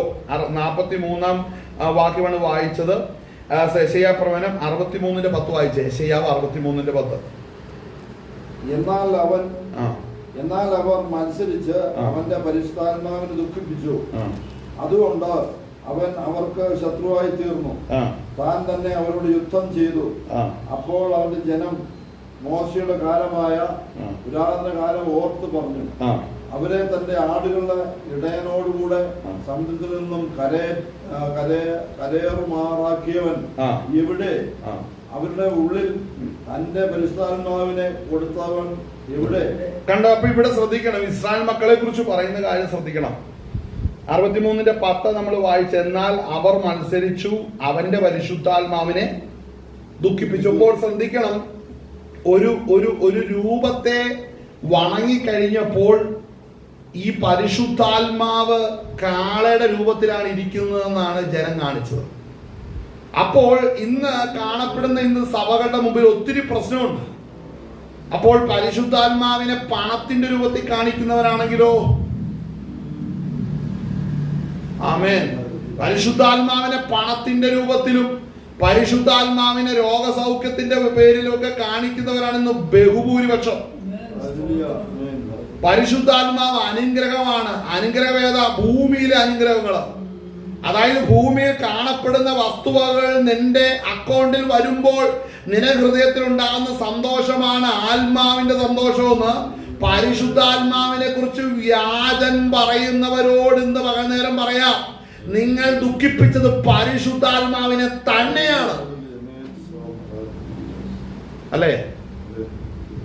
ശ്രദ്ധിക്കേണ്ട വാക്യമാണ്. ആ ഭാഗം നമുക്ക് നോക്കി, അതിന്റെ 63:10 നമ്മൾ വായിക്കും. നമുക്ക് 2-3 വാക്യം മുകളിലോട്ടൊന്ന് കേറി വായിക്കാം. സ്തോത്രം സ്തോത്രം സ്തോത്രം സ്തോത്രം സ്തോത്രം സ്തോത്രം സ്തോത്രം സ്തോത്രം. അതിന്റെ 4 മുതൽ വായിച്ചേ. ഞാനൊരു പ്രതികാര ദിവസം കരുതിയിരുന്നു. അതായത് ഈ പ്രതികാര ദിവസം എന്ന് ബൈബിളിൽ എല്ലായിടത്തും വരുമ്പോൾ day of vengeance, day of wrath എന്ന് പറഞ്ഞ ക്രോധ ദിവസം, ദൈവത്തിന്റെ പ്രതികാര ദിവസം എന്നൊക്കെ പല പദങ്ങളിൽ ഉപയോഗിക്കുമ്പോൾ ഈ എഴുതപ്പെട്ടിരിക്കുന്ന വിഷയങ്ങൾ ഏത് രാജ്യത്തോട് ഏത് പ്രവാസത്തോട് പറഞ്ഞിരിക്കുന്നു. അപ്പൊ ആ കാലഘട്ടം എന്ന് പറഞ്ഞാൽ ഒന്ന് ബാബേൽ രാജാവ് നെബൂഖദ്നേസർ വന്ന് പിടിക്കപ്പെട്ടതോ, അല്ലെങ്കിൽ അശൂർ വന്ന് ഇസ്രായേലിനെ പിടിക്കപ്പെടുന്നതോ, യെരൂശലേമിനെ പിടിക്കപ്പെടുന്നതോ ഒക്കെ പല കാര്യങ്ങൾ പറയുമ്പോൾ തന്നെ ഒരിക്കൽ സംഭവിക്കുന്ന ഈ പ്രതികാരത്തിന്റെ ആ പ്രതികാര നടപടിക്കകത്ത് നമ്മൾ ആത്മാവിൽ അതിനെ നോക്കുമ്പോൾ അതിന് 2 കാലഘട്ടമുണ്ട്. അതായത് ചെറിയൊരു സ്ഥലത്ത് ഒരു പ്രത്യേക ജനത്തിന്റെ ഇടയിൽ പ്രത്യേക ഉദ്ദേശത്തിൽ ദൈവത്തിന്റെ ന്യായവിധി നടത്തുമ്പോൾ തന്നെ ആ ന്യായവിധിയുടെ പൂർണ്ണമായ തലം എന്ന് പറയുന്നത് ദൈവത്തിന്റെ മഹാക്രോധ ദിവസമാകുന്ന സ്തോത്രം വരുവാനുള്ള 7 വർഷത്തെ മഹോപദ്ര കാലഘട്ടം, വിശേഷിച്ച് 6ാം മുദ്രയുടെ കാലഘട്ടം. ആ കാലഘട്ടത്തിന്റെ എക്സ്പാൻഷൻ ഇതിന്റെ പിന്നിലുണ്ട്. ഇനിഷ്യൽ സ്റ്റേജും ഫൈനൽ സ്റ്റേജും ഉണ്ട്. ഇനിഷ്യൽ സ്റ്റേജ് സ്പെസിഫിക് ആയിട്ടൊരു ഗ്രൂപ്പ്, സ്പെസിഫിക് ആയിട്ടുള്ള ജോഗ്രഫിയിൽ, സ്പെസിഫിക് ആയിട്ടുള്ള ഒരു പർട്ടിക്കുലർ റീസണില് ഒരു കൂട്ടം ജനം മറ്റൊരു ജനത്തെ ആക്രമിക്കുന്നു, തകർക്കുന്നു, അവർക്കുള്ളത് നശിപ്പിക്കുന്നു. ആ വരുന്ന ശക്തിയും തകർക്കപ്പെടുന്ന ജനത്തെയും മുൻനിർത്തിക്കൊണ്ട് ഇതിന്റെ പിന്നിൽ ഈ ലോകത്തെയും ലോകത്തിന്റെ അധികാരിയാകുന്ന പിശാചിനെയും സ്വർഗത്തിലെ ദൈവം ന്യായം വിധിക്കുന്ന ഒരു വലിയ ഒരു മെഗാ ഇവന്റ് ഇതിന്റെ പുറകിലുണ്ട്. ഇത് ആത്മാവിൽ നമ്മൾ കാണണം. ഹല്ലേലൂയ. അപ്പോൾ വായിച്ച വാക്യം നമുക്കൊന്ന് വായിച്ചേ. 64:4 മുതലാ വായിച്ചേ. ഞാനൊരു പ്രതികാര ദിവസം കരുതിയിരുന്നു, എന്റെ വിമുക്തന്മാരുടെ സംവത്സരം വന്നിരുന്നു. ഞാൻ നോക്കിയെങ്കിലും സഹായിക്കുവാൻ ആരുമില്ലായിരുന്നു. ഞാൻ വിസ്മയിച്ചു നോക്കിയെങ്കിലും തുണയ്ക്കുവാൻ ആരെയും കണ്ടില്ല. അതുകൊണ്ട് എന്റെ ഭുജം തന്നെ എനിക്ക് രക്ഷ വരുത്തി, എന്റെ ക്രോധം തന്നെ എനിക്ക് തുണ നിന്നു. ശ്രദ്ധിക്കട്ടെ, ദൈവത്തിന്റെ സ്വഭാവം ശ്രദ്ധിക്കണം. അതായത് ദൈവത്തെ ദുഃഖിപ്പിച്ചാൽ ദൈവത്തിന് ആരുടെയും പരസഹായം ആവശ്യമില്ല. മറ്റൊരു കരങ്ങളുടെ പ്രവർത്തനങ്ങൾ ജീവനുള്ള ദൈവത്തിന് ആവശ്യമില്ല. എന്നാൽ ആത്മാവാകുന്ന ദൈവം തന്റെ പ്രതികാര നടപടി ആരംഭിക്കുമ്പോൾ സർവ സൃഷ്ടിയും ദൈവത്തിന്റെ മഹത്വത്തെ വർണ്ണിക്കുകയും ദർശിക്കുകയും ചെയ്യുമ്പോൾ ഈ ദൈവത്തിന്റെ പ്രതികാര പദ്ധതിയെ നമ്മൾ ഇവിടെ നോക്കുമ്പോൾ അവിടെ കാണുന്നെന്താ? അവിടെ കാണുന്നത് എന്റെ ക്രോധം തന്നെ എനിക്ക് തുണ നിന്നു. ശ്രദ്ധിക്കണം. അപ്പോൾ ദൈവത്തിന്റെ ക്രോധം ദൈവത്തിന് തുണ നിന്നാണ് ദൈവത്തിന്റെ പ്രവൃത്തി വെളിപ്പെടുത്തുന്നത്. അതായത് ക്രോധം പോലും ദൈവത്തിന്റെ സൃഷ്ടിയിൽപ്പെടുകയാണ്, അല്ലെങ്കിൽ ദൈവത്തിന്റെ സ്വഭാവത്തിൽപ്പെടുകയാണ്. അപ്പോഴും ദൈവം ദൈവമായിരിക്കെ ദൈവത്തിന്റെ പ്രവൃത്തി വെളിപ്പെടുത്തുവാൻ, ദൈവം തന്റെ സ്വഭാവ വിശേഷങ്ങളെ മനുഷ്യർക്ക് വെളിപ്പെടുവാനും സൃഷ്ടികൾക്ക് വെളിപ്പെടുവാനും ദൈവത്തിന്റെ വചനം ഇവിടെ യെശയ്യാവിടെ പറഞ്ഞിരിക്കുകയാണ്. എന്റെ ക്രോധം എനിക്ക് തുണ നിൽക്കുന്നു. വായിച്ചേ. എന്റെ ക്രോധം തന്നെ എനിക്ക് തുണ നിന്നു. ഞാൻ എന്റെ കോപത്തിൽ ജാതികളെ ചവിട്ടി. കണ്ടോ? ഞാൻ എന്റെ കോപത്തിൽ ജാതികളെ ചവിട്ടി. എന്റെ ക്രോധത്തിൽ അവരെ തകർത്തു. അവരുടെ രക്തത്തെ ഞാൻ നിലത്തു വീഴ്ത്തി കളഞ്ഞു.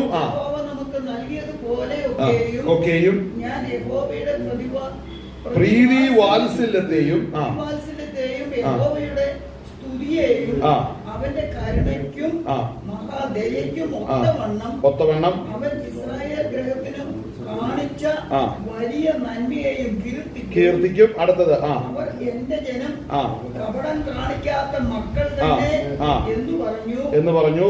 അവൻ അവർക്ക് രക്ഷിതാവായി തീർന്നു. അടുത്തത്, അവരുടെ കഷ്ടതയിലൊക്കെയും അവൻ കഷ്ടപ്പെട്ടു. അവരുടെ കഷ്ടതയിലൊക്കെയും അവൻ കഷ്ടപ്പെട്ടു. അവന്റെ സമൂഹദൂതൻ അവരെ രക്ഷിച്ചു. തന്റെ സ്നേഹത്തിലും കനിവിലും അവൻ അവരെ വീണ്ടെടുത്തു. അടുത്തത്, പുരാതന കാലത്തൊക്കെയും അവൻ അവരെ ചുമന്നുകൊണ്ട് നടന്നു. അടുത്ത വാക്ക് ശ്രദ്ധിക്കണം. ശ്രദ്ധിക്കണം, ഇതാണ് വിഷയം. എന്നാൽ അവർ എന്നോട് മത്സരിച്ചു. ആരാണ് ഈ ജനം? ദൈവത്തിന്റെ കരത്തിലിരുന്ന ജനം. ദൈവം അവരോടുകൂടെ കഷ്ടപ്പെട്ടു. ശ്രദ്ധിക്കണം കേട്ടോ, ജ്ഞാനം നീയും ദൈവകൃപയിലേക്ക് വരുമ്പോൾ നമ്മളെ വെറുതെ വരികയല്ല ചെയ്യുന്നത്. നമ്മെ ഈ തീയിലൂടെ കൊണ്ടുവരുമ്പോൾ നമ്മോടുകൂടെ തീയിലിറങ്ങുന്ന ഒരുവനുണ്ട്. അവനും ആ ചൂട് അനുഭവിക്കുന്നുണ്ട്, ആ കഷ്ടത അനുഭവിക്കുന്നുണ്ട്. അങ്ങനെയെങ്കിൽ നമ്മൾ കാൽവറിയിലേക്ക് നോക്കുമ്പോൾ നമ്മുടെ പാപത്തിന് പരിഹാരമായിരിക്കുന്ന ദൈവപുത്രൻ സകലത്തിന് കഷ്ടം സഹിച്ചെങ്കിൽ അവൻ ഏറ്റ കഷ്ടത്തിന് തുല്യമായിട്ട് ഭൂമിയിൽ മറ്റൊന്നുമില്ല. പാപം അറിയാത്തവനാണ് പാപത്തിന് ശിക്ഷ സഹിക്കുന്നത്. പാപിയായി ജനിച്ച് പാപത്തിൽ ജീവിച്ച ഒരുവൻ പാപത്തിന് ശിക്ഷയാണ് മരണം ഏൽക്കുന്നതിൽ ഒരു പ്രത്യേകതയില്ല. എന്നാൽ ശ്രദ്ധിക്കണം, പാപം അറിയാത്ത ഒരുവൻ ഭൂമിയിൽ വെച്ച് പാപത്തിന്റെ ശിക്ഷ ഏൽക്കുന്നുണ്ടെങ്കിൽ പാപം അറിയാത്ത അവന്റെ മേൽ വരുന്ന ഭീകരമായ ന്യായവിധിയുടെ അനുഭവം ഗ്രഹിക്കുവാൻ തക്കവണ്ണം ഭൂമിയിൽ ഒരു നീതിമാനമില്ല എന്ന് യെശയ്യാ 53 വ്യക്തമായിട്ട് പറഞ്ഞിട്ടുണ്ട്. ആമേൻ, ഹല്ലേലൂയ, സ്തോത്രം. യെശയ്യാ 53 വ്യക്തമായിട്ട് പറയുന്നുണ്ട്. ഹല്ലേലൂയ, എങ്ങനെയാണ് ദൈവത്തിന്റെ സ്തോത്രം, ഹല്ലേലൂയ, സ്തോത്രം, ഏറ്റവും പ്രിയപ്പെട്ടവൻ കഷ്ടപ്പെട്ടത്, അവൻ മരണത്തിലായിപ്പോയത്, അനേകരുടെ കൂടെ മരണത്തിൽ ഒഴിക്കപ്പെട്ടത് എന്നുള്ള വിഷയം വളരെ വ്യക്തമാണ്. ഹല്ലേലൂയ, ഹല്ലേലൂയ, കരങ്ങൾ ദൈവത്തെ മഹത്വപ്പെടുത്തിയാട്ടെ. ഹല്ലേലൂയ. അപ്പോൾ അങ്ങനെ നമ്മൾ മനസ്സിലാക്കണം കർത്താവ് അനുഭവിച്ച കഷ്ടങ്ങളെ കുറിച്ച്. തുടർന്ന് വായിച്ചാട്ടെ. എന്നാൽ അവർ മത്സരിച്ചു, അവന്റെ പരിശുദ്ധാത്മാവിനെ ദുഃഖിപ്പിച്ചു. കണ്ടു, അപ്പോൾ എന്താ ചെയ്തത്? ദൈവം ന്യായവിധിയെ മാറ്റി, ക്രിസ്തുവേശുള്ള ഒരു ശിക്ഷാവിധിയെ മാറ്റി കർത്താവിന്റെ കരത്തിൽ സൂക്ഷിച്ചപ്പോൾ ഇവരുടെ സ്വഭാവം അങ്ങ് മാറി. ആമേൻ. നമുക്ക് ഈ 63 മനസ്സിലാകണമെന്നാണ് നമ്മൾ വേറെ 2 വാക്യം കൊണ്ട് നമ്മളിൽ കൂടെ വായിക്കണം. ഇപ്പൊ യെശയ്യാവ് 63 വായിച്ചു. ഇരമ്യാവ് 19:13 ഒന്ന് വായിച്ചേ. ഇരമ്യാവ് 19:13.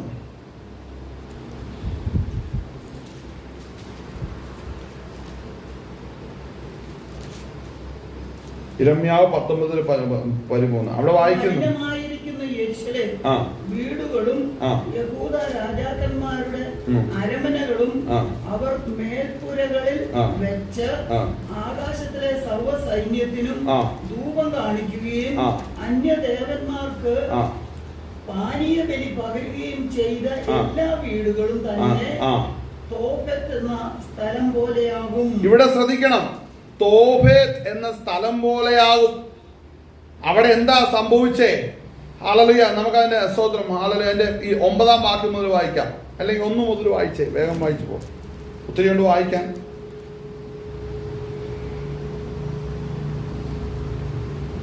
യഹോവ ഇപ്രകാരം കൽപ്പിച്ചു, നീ പോയി പുരുഷനോട് ഒരു മൺകുടം വിലയ്ക്ക് വാങ്ങി ജനത്തിന്റെ മൂപ്പന്മാരിലും പുരോഹിതന്മാരുടെ മൂപ്പന്മാരിലും ചിലരെ കൂട്ടിക്കൊണ്ട്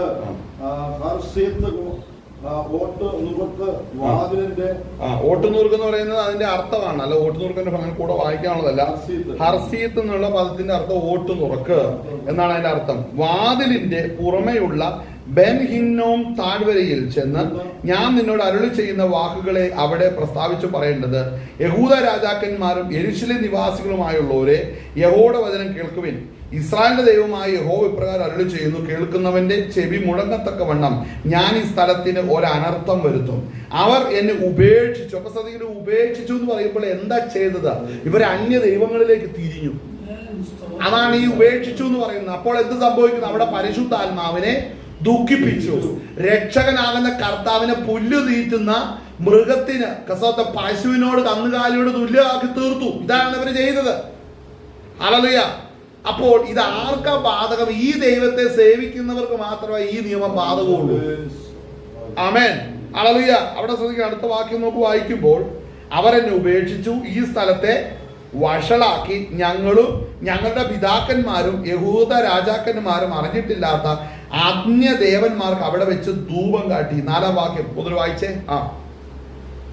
അവർ എന്നെ ഉപേക്ഷിച്ച് ഈ സ്ഥലത്ത് വഷളാക്കി തങ്ങളും തങ്ങളുടെ പിതാക്കന്മാരും യഹൂദ രാജാക്കന്മാരും അറിഞ്ഞിട്ടില്ലാത്ത അന്യദേവന്മാർക്ക് അവിടെ വെച്ച് ധൂപം കാട്ടി ഈ സ്ഥലത്തെ കുറ്റമില്ലാത്തവരുടെ രക്തം കൊണ്ട് നിറയ്ക്കുകയും ബാലിനും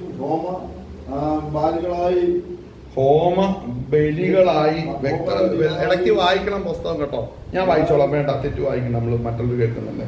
അവിടെ വായിക്കുന്നത് ബാലിനും സ്തോത്രം ഹോമബലികളായി തങ്ങളുടെ പുത്രന്മാരെ തീയിലിട്ടു ദഹിപ്പിക്കുവാൻ